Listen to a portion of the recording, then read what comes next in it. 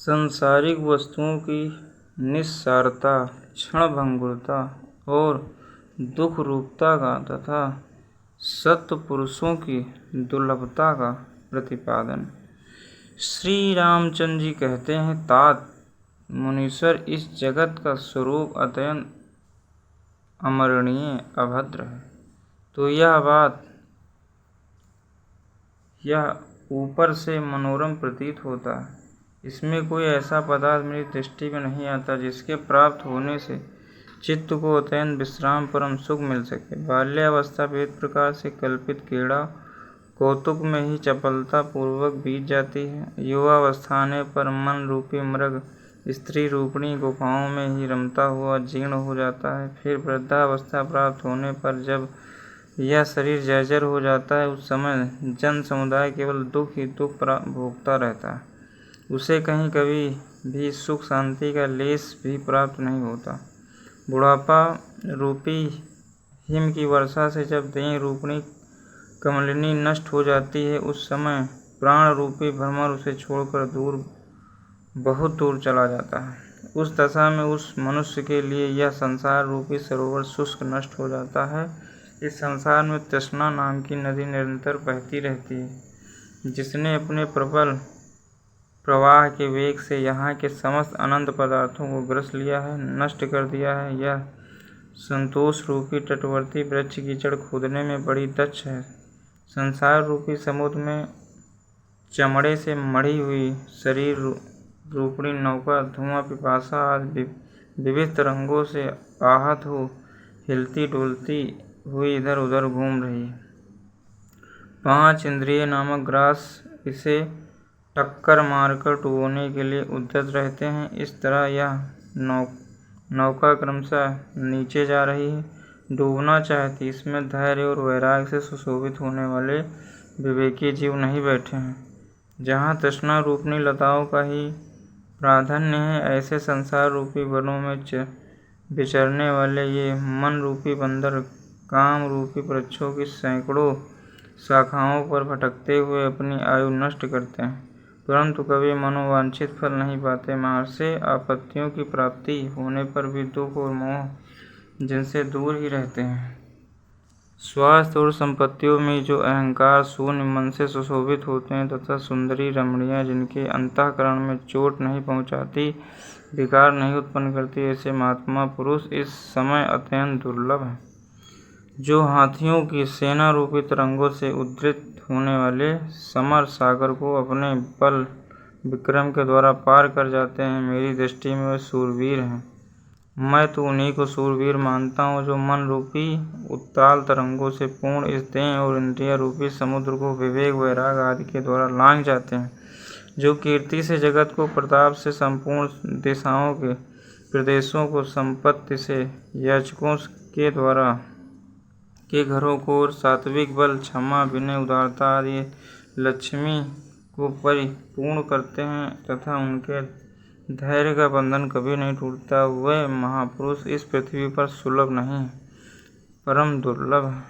कोई पर्वत की प्रस्तरमयी दीवार के भीतर गहन गुफा में निवास करता हो या वज्र निर्मित अभेद दुर्ग में रहता हो, सभी मनुष्य के पास प्रारब्ध के अनुसार पुण्य के फल स्वरूप संपत्तियां, अणिमा आदि सिद्धियों को साथ लिए सदा वेग पूर्वक चली जाती हैं, और पाप के फलस्वरूप आपत्तियां भी निरंतर अपने आप आ जाती हैं। तात पुत्र, स्त्री और धन, इन सबको मनुष्य भ्रम और अपनी बुद्धि के द्वारा रसायन के समान सुगंध मान लेता है, परंतु मृत्यु काल आने पर वे सब के सब कोई उपकार नहीं करते। अपितु अत्यंत रमणीय भोग भी उस समय विषपान करने से होने वाली मूर्छा के समान दुखदायी ही सिद्ध होती है। शरीर की बाल्य और युवावस्था के अंत में बुढ़ापे की विषम अवस्था को पहुंचा हुआ जरा जीर्ण शरीर वाला जीवन विषाद मग्न हो इस लोक में अपने संचित किए हुए धर्मशून्य पापपूर्ण भावों, कर्मों एवं विचारों का स्मरण करके दुस्सह अंतर ज्वाला से जलता रहता है। जीवन के प्रारंभ में केवल काम, अर्थ और सकाम धर्म की प्राप्ति के लिए जिन्होंने हृदय में स्थान बना रखा है, उन क्रिया द्वाराओं क्रियाओं द्वारा ही अपने दिन बिताकर वृद्धावस्था को पहुँचे हुए उन मनुष्यों का हिलते हुए मोरपंख के समान चंचल चित्त किस उपाय से विश्राम सुख शांति लाभ करे, अर्थात निष्काम धर्म या परमार्थ साधना के बिना सुख शांति मिलना कठिन है। इनको अभी करना है और इन्हें बाद में। इस प्रकार जिनके लिए चिंता की जाती है वे आपात रमणीय एवं परिणाम में अनर्थ रूप सिद्ध होने वाले कार्य स्त्रियों तथा अन्य लोगों का मनोरंजन मात्र करते हुए वृद्धावस्था के अंत तक लोगों के चित्त को वेगपूर्वक जीर्ण शीर्ण विवेक भ्रष्ट करते रहते हैं। जैसे वृक्ष के पत्ते उत्पन्न होकर थोड़े ही दिनों में पीले पड़कर झड़ जाते हैं या नष्ट हो जाते हैं, उसी प्रकार आत्म विवेक से रहित मनुष्य इस लोक में जन्म ले एक दूसरे से मिलकर कुछ ही दिनों के साथ छोड़कर चले जाते हैं। भला कौन समझदार मनुष्य दिन में दूर दूर तक व्यर्थ इधर उधर घूमता हुआ ज्ञानी महापुरुषों का संग एवं सत्कर्म का अनुष्ठान न करके सायंकाल घर में लौटने पर रात में सुख की नींद सो सकेगा। समस्त शत्रुओं को मार भगाने पर जब चारों ओर से धन संपत्ति प्राप्त होने लगती है, उस समय पुरुष जब तक इन विषय सुखों के सेवन में लगता है तब तक ही मृत्यु कहीं से सहसा आ धमकती है, जो किसी कारण से वृद्धि को प्राप्त होकर भी क्षण भर में ही नष्ट होते देखे गए हैं। इन अत्यंत तुच्छ विषय भोगों द्वारा इधर उधर भटकाई जाती हुई जनता इस भूतल पर अपने निकट आई हुई मृत्यु को नहीं जान पाती। यह कितने आश्चर्य की बात है। समुद्र की क्षणभंगुर लहरों के समान यह चपल जनता इस भूतल पर निरंतर कहीं से वेग पूर्वक आती है और फिर सदा वेग से ही चली जाती है। जैसे चंचल भ्रमर रूपी नेत्रों लाल पल्लव रूपी अंधेरों वाली इस विष वृक्ष पर चढ़कर फैली हुई चंचल विष लताएं देखने में अति सुंदर होने के कारण पहले मन को हर लेती, पीछे सेवन करने पर प्राणों का नाश कर देती। उसी प्रकार लाल अंधेरों और भ्रमर तुल्य चंचल नेत्रों से सुशोभित होने वाली सुंदर स्त्रियां मनोहारिणी होने के कारण पहले तो मनुष्य के चित्त को चुराती हैं, फिर सर्वथा उनके प्राणों का अपहरण करने वाले बन जाती हैं। जैसे तीर्थ यात्रा अथवा देवोत्सव में बहुत से मनुष्यों का मेला जुट जाता है, उसी प्रकार इस लोक और परलोक से व्यर्थ ही आए हुए और अमुक स्थान पर हम लोगों की भेंट होगी। इस तरह आपस के संकेत युक्त अभिप्राय से एकत्र हुए लोगों का जो स्त्री पुत्र और मित्र आदि के रूप में यहाँ मिलन होता है, यह व्यवहार मायामय ही है। यह संसार वेग पूर्वक घूमने वाले कुलाल चक्र के समान है। यद्यपि यह वर्षा ऋतु के पानी के बुलबुलों के समान क्षणभंगुर है, यद्यपि असावधान मनुष्य की बुद्धि में अपनी चिर अस्थायित्वता की प्रतीति कराता है।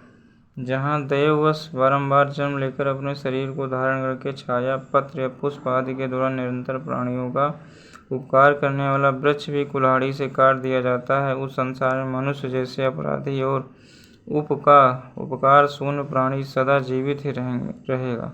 ऐसा विश्वास करने के लिए कौन सा कारण है। विष का वृक्ष और विषयाक्त मनुष्य दोनों ऊपर से बड़े मनोहर लगते हैं, किंतु उनके भीतर बड़ा भारी दोष भरा रहता है। एक विष वृक्ष हृदय स्थित प्राणों के विनाश के लिए खड़ा है, तो दूसरा विषयाक्त मनुष्य आंतरिक शांति के विघात के लिए तैयार रहता है। इन संग से तत्काल मूर्छा या मूर्ता ही प्राप्त होती है। संसार में ऐसी कौन सी दृष्टियां हैं जिनमें दोष नहीं, वह कौन सी दिशाएं हैं जहाँ दुख और दाह नहीं, वह कौन से जीव शरीर हैं जो क्षणभंगुर नहीं हैं, और कौन सी लौकिक क्रियाएं हैं जिनमें छल कपट नहीं, बीते हुए और आने वाले अनंत कल्पों की संख्या का परिज्ञान नहीं है। इसीलिए जैसे क्षण अनंत है, उसी प्रकार कल्प भी अनंत है। भगवान विष्णु और रुद्र आदि की दृष्टि में कल्प भी क्षण ही है। अतः ब्रह्म लोक के निवासी विकल्प नामधारी एक क्षण तक ही जीने वाले, इसीलिए कलाओं विभिन्न अंशों से सुशोभित होने वाले काल समूह में लघुत्व और दीर्घत्व पर जीवी और क्षण जीवन की बुद्धि भी दृष्टा की कल्पना के अधीन होने के कारण असत्य ही है।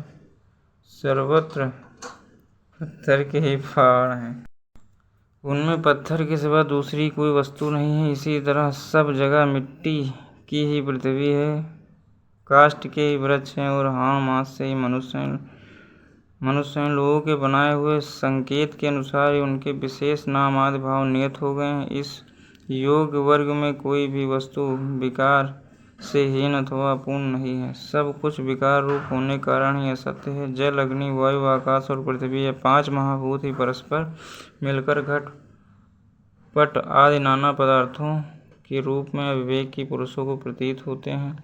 चेतन के सान्निध्य से ही उन्हें पदार्थों की प्रतीति होती। विवेक दृष्टि से पृथक पृथक विभाग पूर्वक आलोचना करने पर यह जगत 5 भूतों से अतिरिक्त दूसरी कोई वस्तु नहीं सिद्ध।